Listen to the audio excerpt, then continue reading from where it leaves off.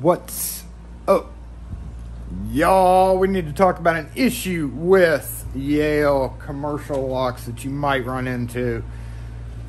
We don't buy these and sell them, but we do have door companies that are part of the Yale quick ship program. It's kind of popular with like door install companies and contractors, where they set up this thing with Yale so that they can order directly through them, and we get them in to rekey quite often through door companies. These are the Yale 212 deadbolts and some lever handles up here, but this specifically is about the deadbolts. I'm not sure what's going on, but this kind of is a big problem because almost every time they bring in a box or a contractor brings in a batch of them to rekey, as we're taking out the deadbolts out of most of the time perfectly fine, non-damaged boxes, sealed up from the factory. They do them the same way every time, but we have problems like that. Now look at that dent. That looks almost like it was like ball peen hammered before it was put in the box. It wasn't dropped or anything because you can always see something on the edge. But even just looking at it in a glare of light, you can see imperfections on how it is stamped into, I guess, position or whatever. And we have major issues with this, especially when if you are a contractor and you just take them, you know, off the truck and then throw them in your truck and then go straight, head out to the site and you unwrap them and you've got stuff like that. That means you wasted your time going out on site because nobody is gonna want this on their locks. So 3 of the 5 here, perfect condition boxes.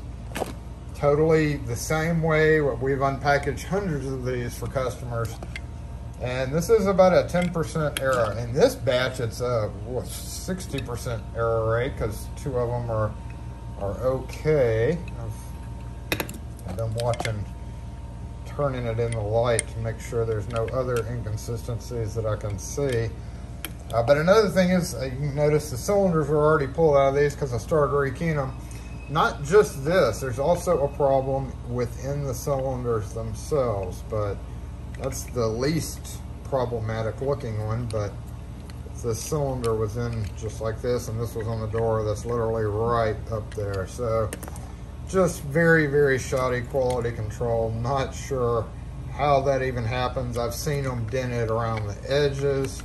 I've seen them dented around this front like that is, but most of the time they're dented in on the edges. And I guess it's because this is just thin metal that's formed over the hollow of that, and because it's hollow, if any little thing happens, but I don't even see how it happens because the boxes are all non-damaged. It's almost like they're damaged before they even get put in the boxes. But another thing is, these come with the cylinder in them and the straight tail piece. We're gonna go look at it in a minute. Just like this, right? And then wrapped up. Well, almost all the tail pieces were actually bent as well. However, that's not even the biggest problem. Let's go take a look at it. All right, so I was right in the middle of rekeying all these, and I've already straightened this one up. So they're supposed to be straight, and they turn. Wait, let me pull the key out.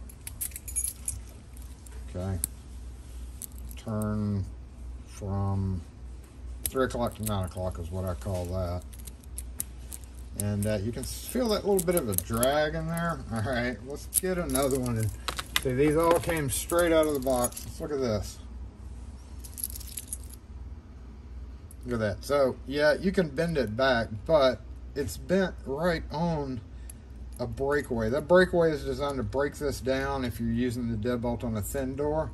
But you know what? When you straighten that, that puts an even more weak area in there, and that thumb turn on the inside goes right over that and turns right there. So what do you think is going to happen with that already weakened area? As I mentioned, almost every one of them was bent in one way or another. This one's up and over just a little bit. And as I was taking them apart to rekey them, I noticed the anti-pry shield or whatever you want to call this. This goes in the back of the cylinder, just like an American padlock to keep somebody from manipulating the inside just like that. But when I took them off, every one of them, all of the ones that I've done, look like they were pounded in with the tip of the key. However, I don't think the tip of the key even goes that far in a cylinder, so it doesn't even go there. So I don't even know how these got bent up as bad as they are, but they did, and just landed on my shoe. Another problem is the ring that goes around the tailpiece that controls how that works. Let's take this off and just look at it real quick. Look how bent up that is. So what happens there is it will like stick out of the hole different. Like, see, it won't, and when it tightens down, it makes this tailpiece on the back of it really rough turning, kind of like this was. I've already kind of tweaked those plates a little bit.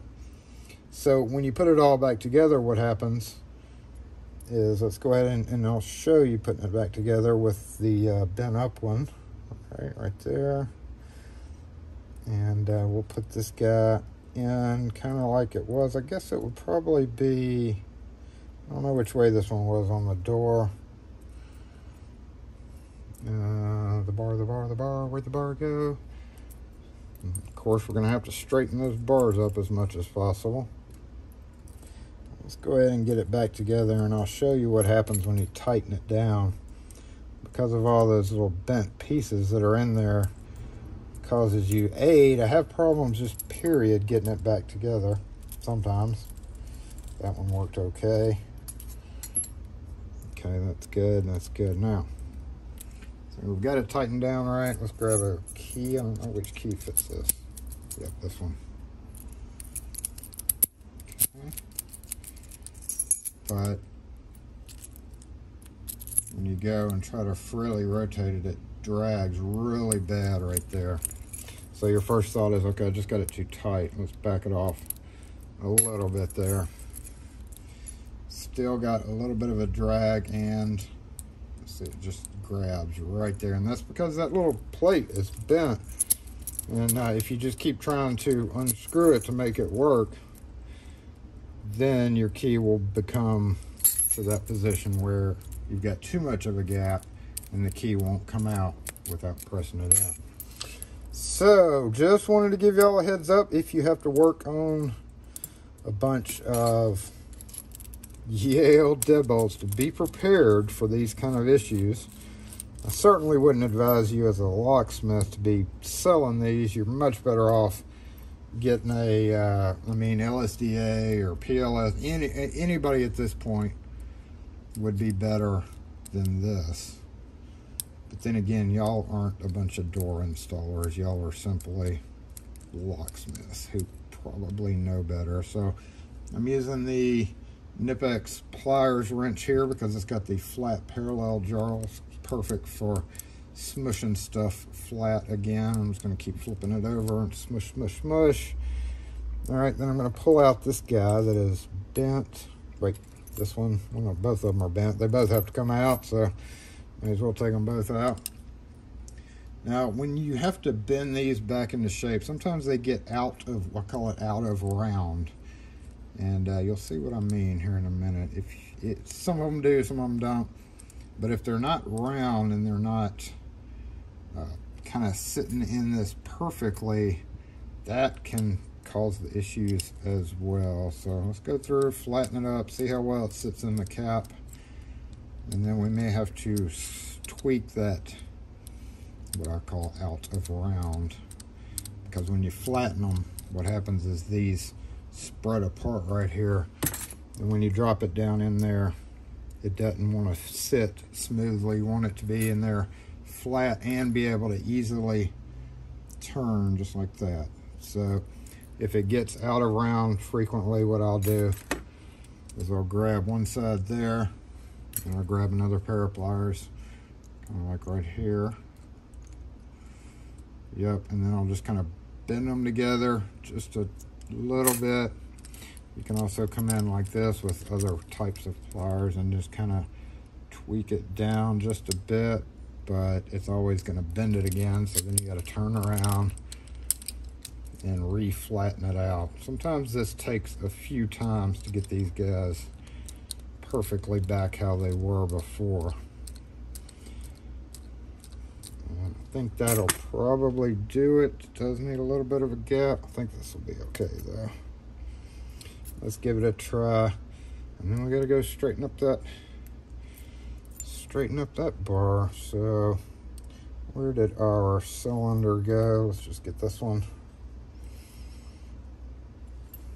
Yep.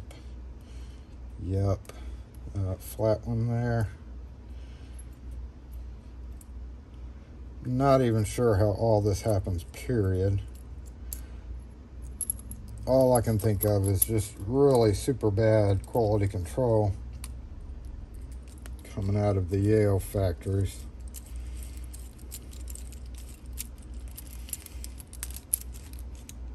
Okay, I'm going to tighten it down a little bit and back it off one. Make sure the pin pops up. Looks good, looks good. All right, we're good there.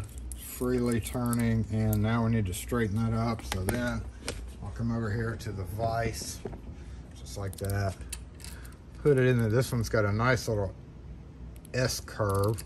So let's just put this in here all the way up. Boom. And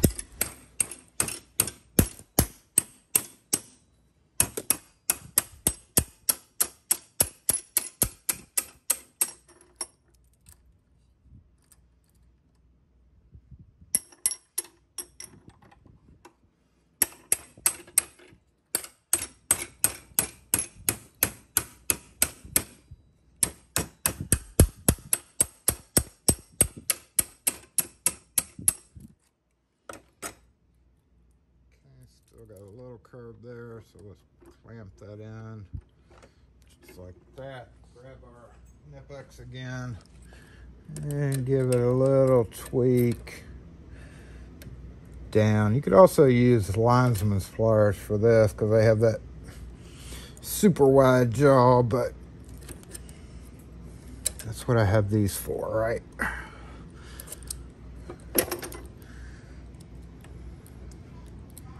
I mean, it's not perfectly straight, but straighter than it was. Straighter than it was.